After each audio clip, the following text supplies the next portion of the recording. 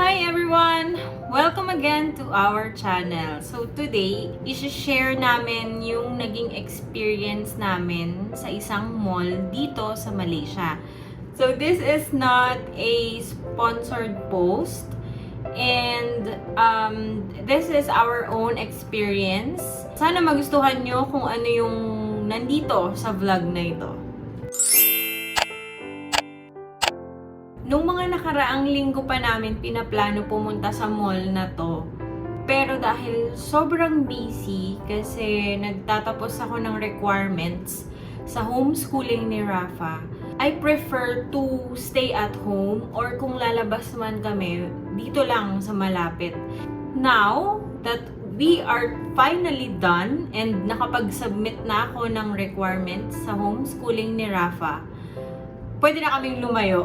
Today, nagpunta kami sa isang autism-friendly mall dito sa Malaysia. I didn't expect na ganon yung mall. Pagpasok namin sa parking, nakita ko kaagad yung reserved parking slot for people or child that diagnosed with autism. Yung parking na yon is reserved for them every Tuesday. So later, itatry kong i-review lahat ng privileges ng autism dito sa mall na to. So after nun, pagpasok namin ng mall, nakita ko kaagad yung posters and LED screens about autism. So, dahil gutom na kami, nag-lunch muna kami sa isang favorite namin na kainan. So, hindi ko na nakunan, hindi na namin na-videohan, diretso kain. Since first time namin pala dun sa mall na yon, so we explore it. Umakyat kami, pumunta kami ng iba't ibang floor, tinignan namin kung ano yung nandun, kung meron ba kaming makikita na para kay Rafa. So, meron akong sinave sa cellphone ko na guide kung ano yung pwede namin makita sa mall na yon. So, pinuntahan muna namin yung kanilang sensory wall. So, pagdating namin sa sensory wall, grabe, ang ganda. Hindi ko in-expect na merong mall na magpo-provide ng safe place for those children or those people diagnosed with autism. Parang di ko na-imagine lang na magkakaroon ng place for them.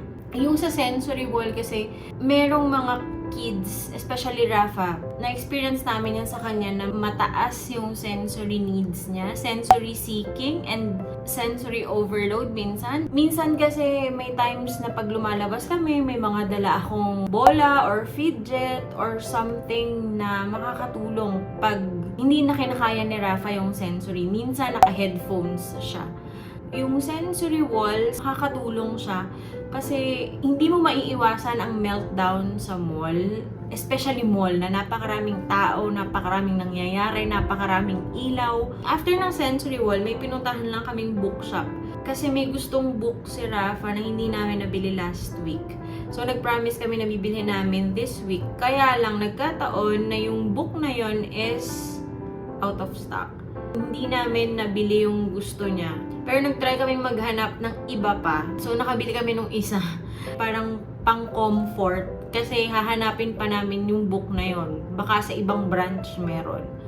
So, after nun, nakita ulit namin yung isang sensory wall. Sa floor na yon, sa level na yon. So, magkaiba yung sensory wall sa level 2. And iba rin yung sensory wall sa level 3. Another wow moment for me kasi ang galing lang talaga, nag-effort and yung initiative ng mall, and then for sure, nakipag-partner sila sa mga professionals. Malaking tulong, sobrang laking tulong nun.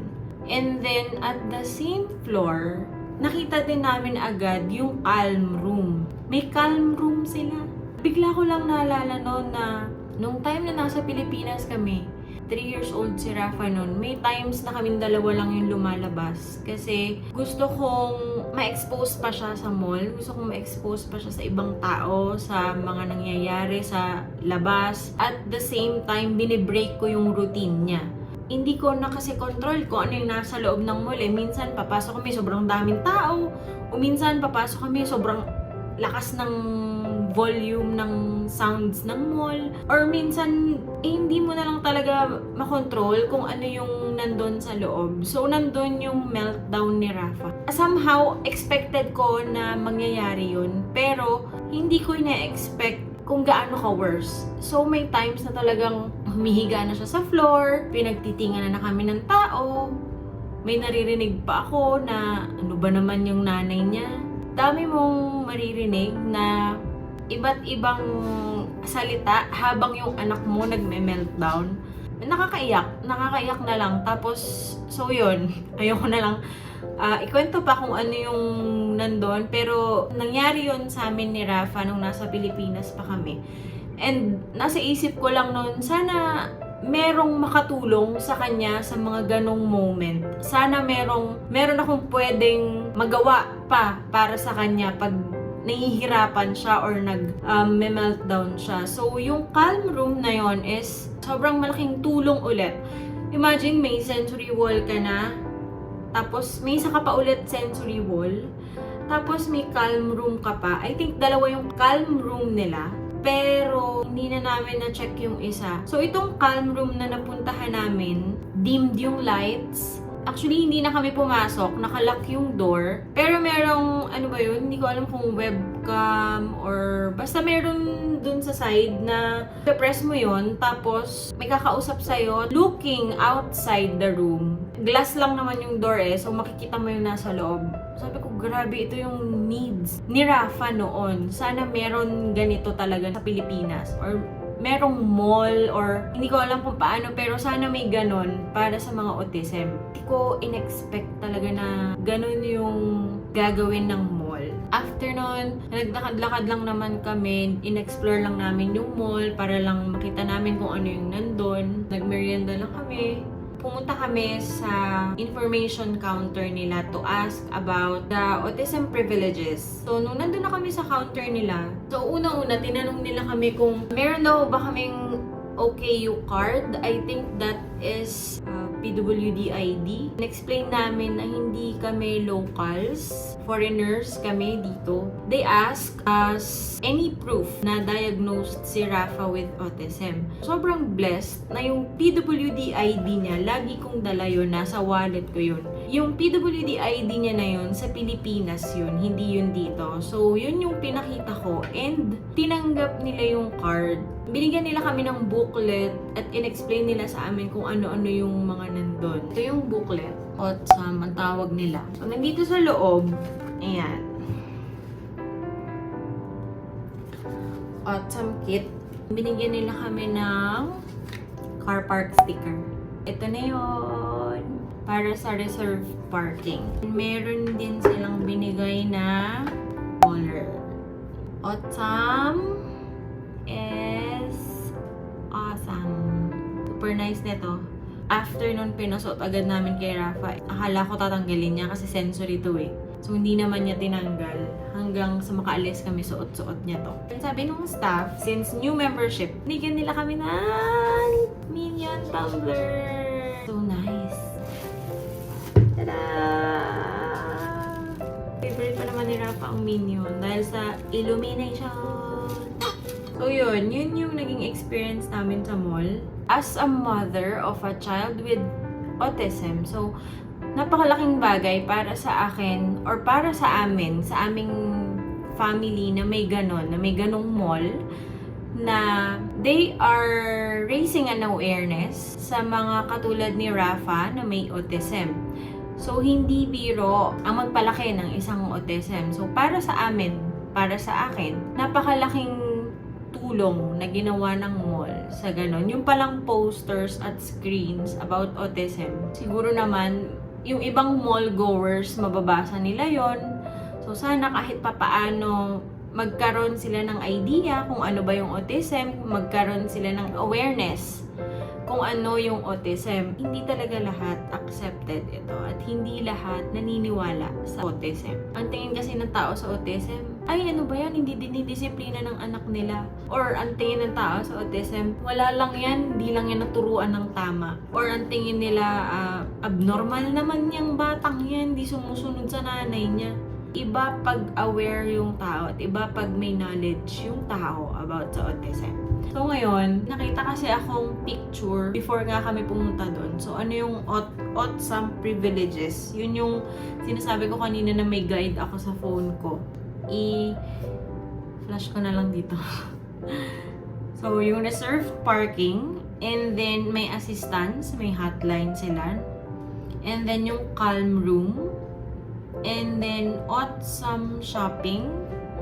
And then yun nga, dimmed lights. Ito yun, dimmed lights, common areas, every Tuesday, 10 a.m. to 5 p.m. except public holidays. And then, volume down, common areas, also every Tuesday, 10 a.m. to 5 p.m. public holidays. And then, sensory walls. Dun sa isang store na napuntahan namin, late namin napansin na merong autism sticker sa floor.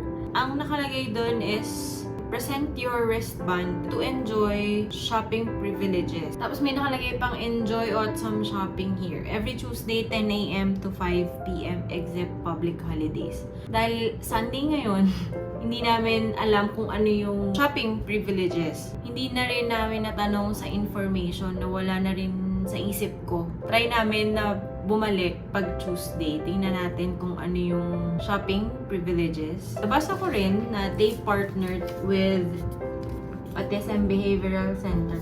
Dati pa kami naghahanap ng therapy center kay Rafa dito sa Malaysia. Kapag inquire kami dito sa Autism Behavioral Center, kaya lang kasi pauwi na kami ng Pilipinas noon. Hindi na kami natuloy dito. Yung pagkakagawa nila doon sa mall, sa sensory wall, sa calm room, and yung mga ganitong privileges, yung sa parking na napakalapit sa entrance. Those are just little things for others, but big things for those families in the spectrum. I'm not a professional.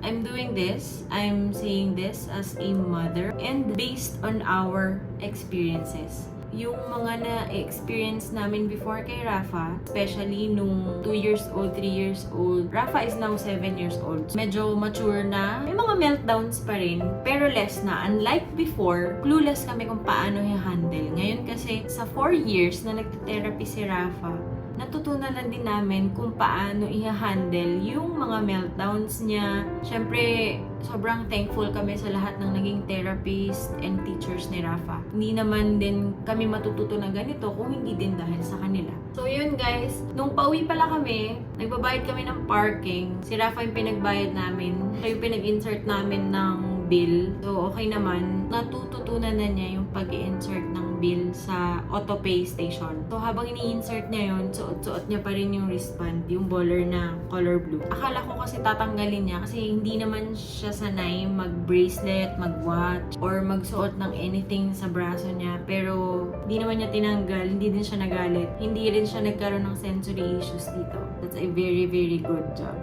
Super thank you sa mall na to and super thank you sa lahat ng nakapartner nila sa paggawa ng ganito para sa autism. I hope na mas marami pang maging open, mas marami pang tumanggap at mas marami pang makaunawa kung ano ang autism, kung ano yung pinagdadaanan nila at kung ano yung pinagdadaanan ng pamilya nila. Merong ibang families na 1, 2, 3 ang may autism sa kanila. So, hindi sila makapunta ng mall, hindi sila makalabas ng bahay. So, knowing na may ganito, napakalaking tulong nun para sa amin, para sa kanila. So, sana guys, nagustuhan nyo yung vlog natin today. Thank you for watching, and if you like this video, like, subscribe, and comment down below. And we'll see you on the next one. Bye!